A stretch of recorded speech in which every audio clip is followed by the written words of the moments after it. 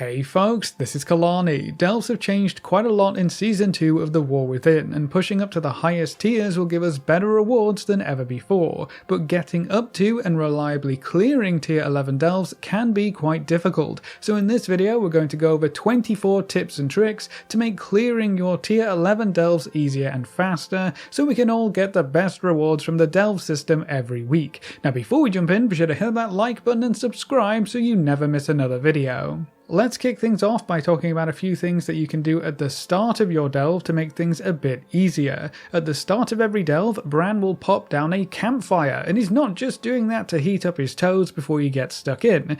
Well, maybe he is, but you can interact with the campfire to start eating, which not only replenishes your health and mana if you need it, but if you eat for long enough you're also going to get a 5% primary stat food buff. That's pretty significant for something that's so easy to get, and will be a sizable DPS increase to help you kill everything faster. It's also worth mentioning that every other kind of consumable that players usually pick up for raids or dungeons can be a huge boost for delves as well, especially as you get into the higher tiers and start to struggle a bit more. Using flasks, weapon oils and potions on more difficult pulls can really make the difference, and might save you a life or two to make sure you're progressing up the tiers and getting those treasure chests at the end. Something that a lot of folks often skip over are the bloodlust drums. If you play a class that can't bloodlust, you can pick up some drums from the auction house to give you more or less the same big burst of haste, which is perfect for taking down bosses especially. Healing potions are a good call as well, especially if you're playing a class that doesn't have great self-sustain.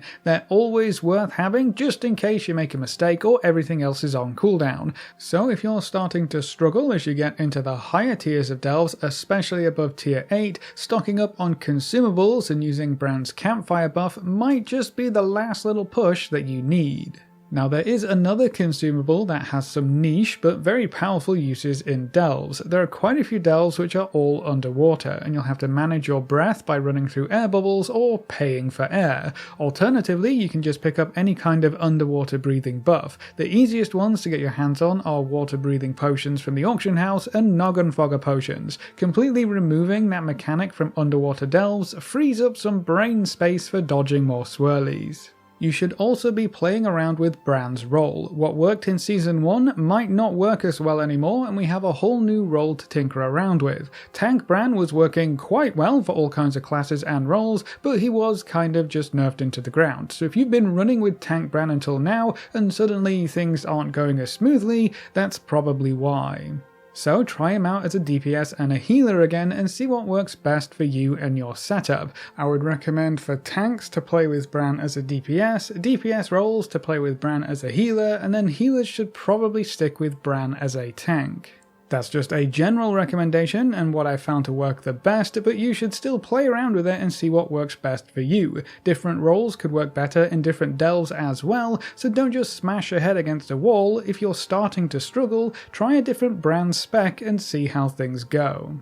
Now if you run with Brann as a healer, one of the best tips I can give you is that his heal over time effect actually stacks. His main heal is the red potions that he throws onto the floor. This is called Dwarven Medicine, and when you pick those up you're going to get a pretty sizable healing buff. That buff also stacks, so if you pick up all 3 potions, you're going to get a crazy good heal constantly ticking and keeping you alive. But if you space picking up those potions until just before the buff expires, you can actually extend the heal duration much further, up to the point where Brann will throw down another set of potions and you get to keep your entire stack. The buff currently stacks up to 4, so by delaying it in this way, not only do you get a larger buff, keeping you alive for longer, but you can actually keep this full stack heal up indefinitely while in combat, which will make staying alive through almost anything very easy. If you're having troubles keeping your buffs rolling due to the timings, you can get weak auras to help track this kind of thing much easier. If you run with Brann as a DPS, you won't see quite as much utility or healing, but he should kick out a good chunk more DPS for you, and if you pay a bit of extra attention, you can actually increase that DPS with smart movement.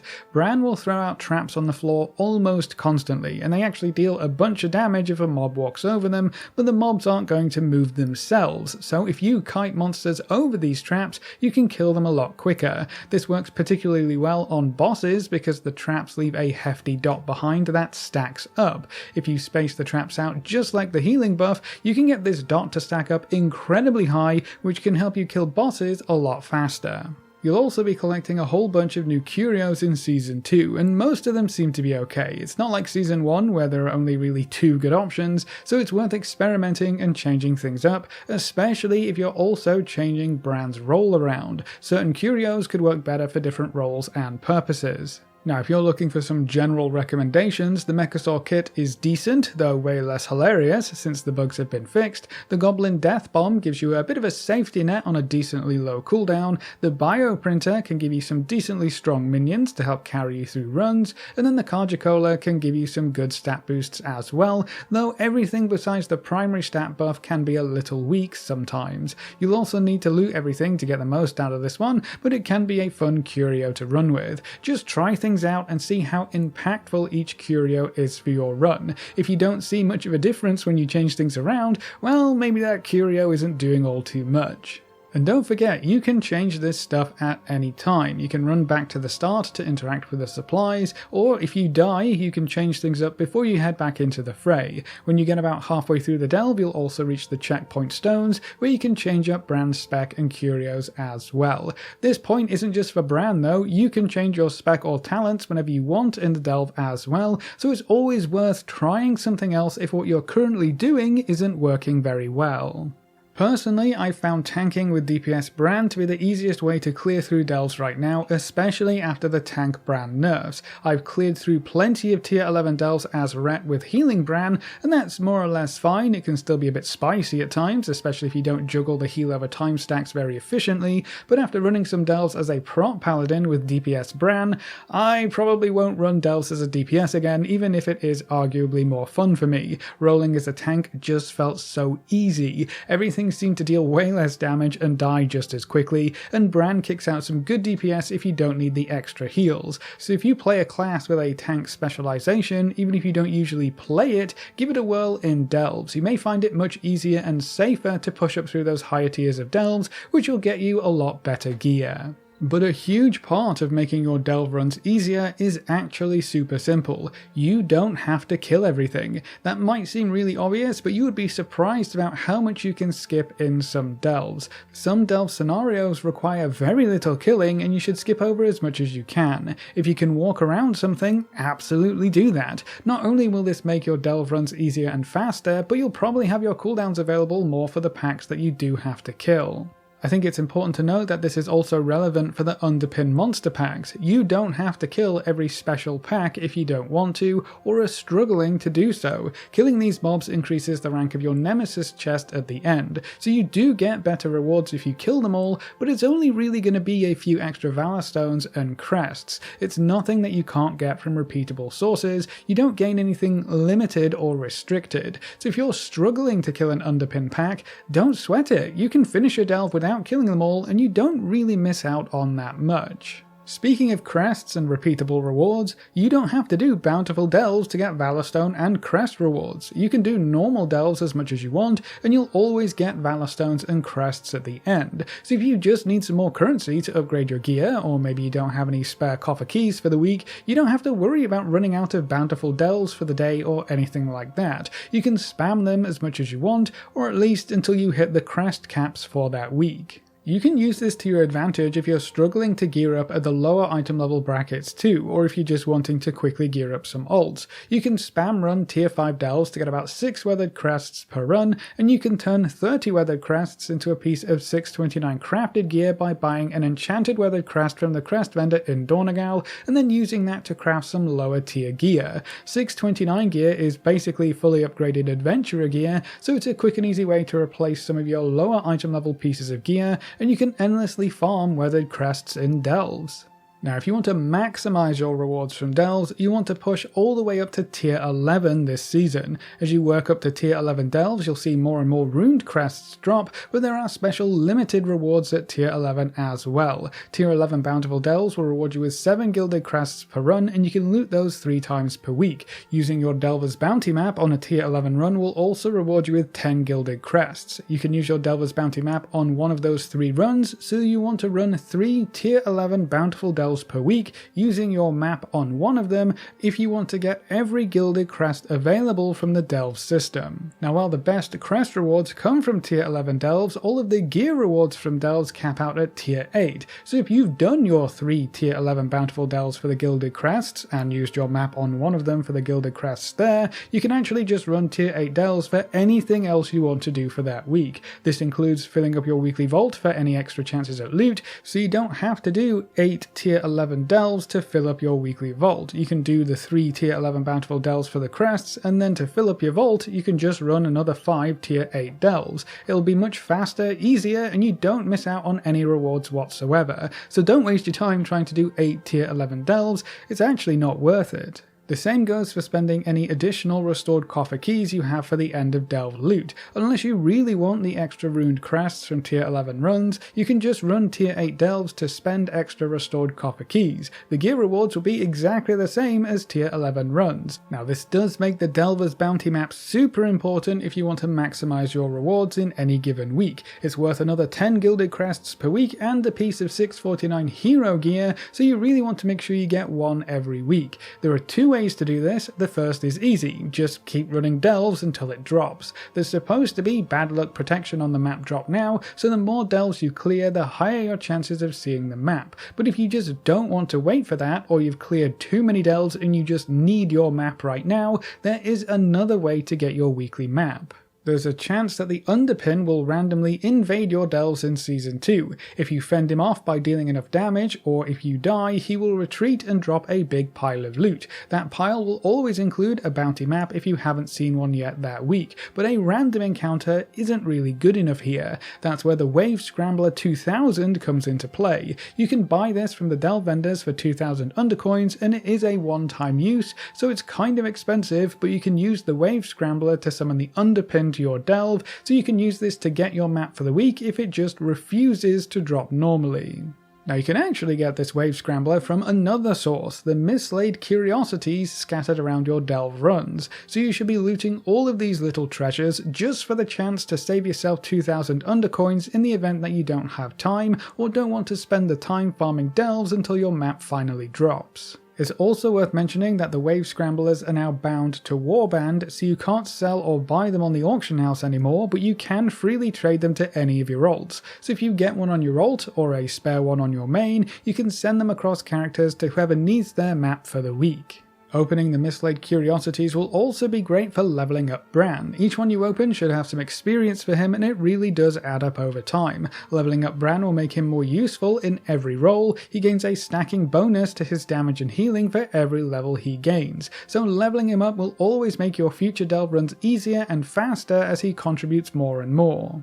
Now if you're still struggling to reliably clear tier 8 delves, you can use your restored coffer keys below that point. Tier 7 bountiful delves still reward you with champion gear, so it has the same upgrade potential as your tier 8 loot, but you can get your hands on it one tier earlier. So if tier 7 is easier for you to clear, that could help you get some gear under your belt to help get up to those tier 8 delves. You can use keys at tier 5 and 6 to receive veteran gear if you're really struggling to gear up, but I would suggest you focus on other gearing options and save up your keys until you can at least clear tier 7 delves. You will still want to get up to that tier 8 as quickly as you can though to get the best rewards from your weekly vault and Delver's bounty map, so this would be more of a band-aid solution, but it's worth considering if you are struggling with tier 8. You should also know that you can get more than 4 restored coffer keys per week. The easiest source of keys are the weekly caches from the various weekly events and activities. Hopefully you already know to get at least 4 of those caches per week for the easy keys, but you can also get more restored coffer keys by combining coffer key shards. 100 key shards will give you 1 more restored coffer key to use as you wish. You can get coffer key shards from some world quests, so it's always worth looking at the world quests on offer to see if there are any rewards that you're interested in, key shards included. I would use an add-on like World Quest List or World Quest Tracker to make looking through the rewards easier and faster. You can also get key shards from the World Soul Memory events. To enter these you'll need some Radiant Echoes, which come from Bountiful Delves, so if you're running Bountiful Delves you'll be earning these no matter what. You can spend 5 Radiant Echoes at a time, and the event just requires you to kill as many mobs as you can within the time limit. You'll be rewarded Valor Stones and key shards depending on how much score you can earn. And then you can also get Restored Coffer Keys from various renown tracks, so you can work towards some extra keys if you do a bit of reputation farming on the side. And if you didn't pick up any rewards from Season 1 reputations and factions, they actually count for Season 2 now. So if you either didn't farm that renown yet, or you just didn't pick up the rewards from the vendor, you might have some extra keys waiting for you. Make sure you remember to use your interrupts, stuns, and other utility as well. Some packs can be made so much easier if you're able to interrupt the main casts or stun the most dangerous monster. You can crowd control to split packs up, and there are plenty of other ways to interrupt spells in a pinch if your interrupt is on cooldown, like blinds, pushes, knockups, all that good stuff. You should dig through your talent tree for any extra utility you might not usually use, especially if you are using a raid or mythic plus talent build from somewhere like Wowhead. A lot of the time those builds usually focus on DPS over everything else, so they may skip over some interesting utility options that could make your runs a bit smoother, so take a look at your talent and see if there's anything that could be useful. It can also just be worth waiting for your cooldowns before pulling packs that you're struggling with. Having everything available and ready to go can really make a difference, especially if you're struggling with a particularly problematic pack of monsters. I know it's not the most fun way to play, and that's actually one of the reasons I've been enjoying Rep Paladins so far. They always have their cooldowns available for a new pack of monsters because most of their cooldowns are just really short, but if you need to wait for a big cooldown or two, that's going to be better than wasting one of your delve lives. And then it's always important to note that you can reset your delves if you need to. If you run out of lives, if you really mess up early on, or if you just don't have time to finish the delve right now, you can run out, and when you go back in, everything will have reset. Any bountiful delves will remain bountiful as well, so you don't lose that chance at loot.